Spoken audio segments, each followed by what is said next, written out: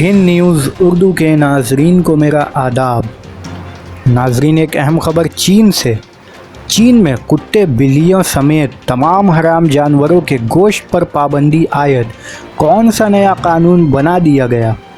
Corona virus की वबा फैलने के बाद चीन में कुत्ते और बिल्लियों का गोश्त खाने पर पाबंदी आयद कर दी गई है। कोरोना वायरस चीन से शुरू हुआ, जिसके बाद वो पूरी दुनिया में फैल गया।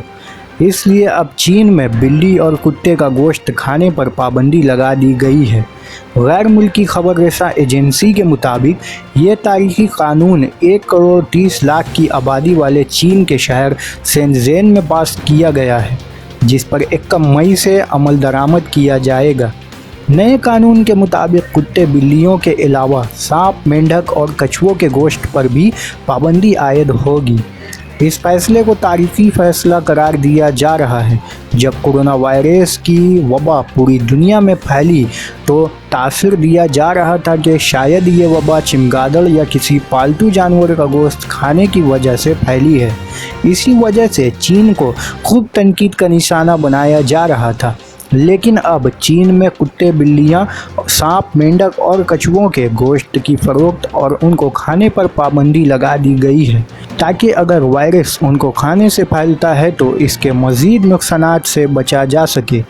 याद रहे कि इससे कबल चीन में उन जानवरों का गोश्त खाना एक मामूल की बात समझी जाती थी, लेकिन अब उन पर पाबंदी लगा दी गई है।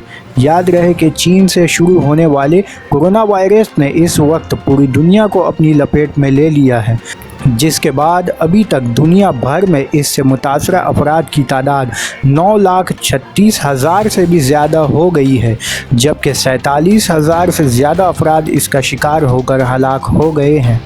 चीन ने कोरोना वायरस पर काबू तो पा लिया है, लेकिन अब ये वबा पूरी दुनिया में फैल गई है, जिसके बाद हर मुल्क को इसके मुश्किलात का सामना हरगिज़ रहते दिन के साथ इसके मुतासरा अफराद और हलाकतों की तादाद में इजाफ़ा होता ही जा रहा है।